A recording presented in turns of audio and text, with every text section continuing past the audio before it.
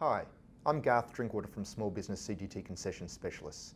In this video, I'm going to talk to you about the maximum net asset value test, particularly what is the test, what assets are included, what value are those assets included at, and what liabilities are included. So, what is the test? It's a comparison of the net asset values of the taxpayer and the taxpayer's connected entities and affiliates to a threshold amount of $6 million. The terms connected entities and affiliates will be covered in a separate video, but for now, let's just assume it includes all individuals and entities within a family group. If the net asset value is $6 million or less, the test is satisfied. If the net asset value is greater than $6 million, the test is failed. So, what assets are included? To start with, we'll include all of the assets of the taxpayer and the taxpayer's connected entities and affiliates. And this includes intangible assets such as goodwill and intellectual property. It includes loan receivables such as shareholder and director loans, and it also includes unpaid present entitlements from trusts. We can then exclude certain assets. Firstly, we can exclude interests in connected entities and affiliates. The reason they're excluded is because we've already included their underlying assets directly, and so to include the value of the interests in those entities would result in double counting.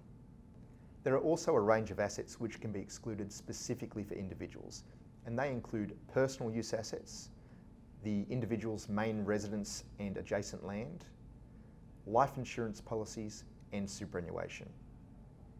Personal use assets are assets which are used solely for the personal use and enjoyment of the individual, but the ATO allows this to extend to use by the individual's spouse and children in certain circumstances. The main residence and adjacent land can be excluded where three things occur. Firstly, the adjacent land is used primarily for private purposes. Secondly, the land is no more than 2 hectares in size. And thirdly, the main residence has not been used for income-producing purposes during the course of the individual's ownership period, including as a place of business.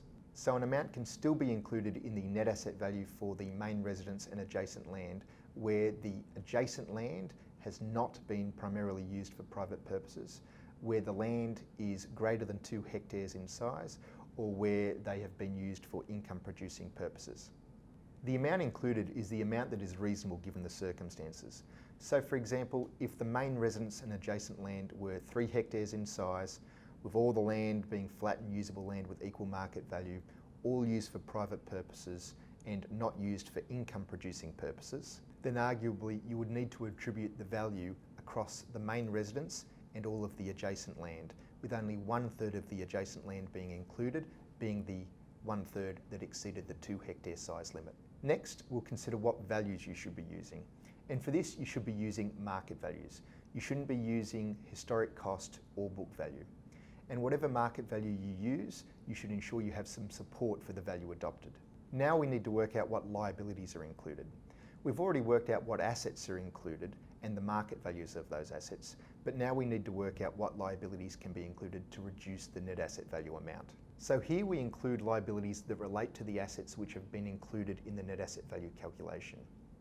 If a liability doesn't relate to one of those assets, then it's not included as a reduction to the net asset value calculation. The ATO accepts that liabilities relating to assets generally, as opposed to specific assets, can still be included as a reduction in the net asset value calculation.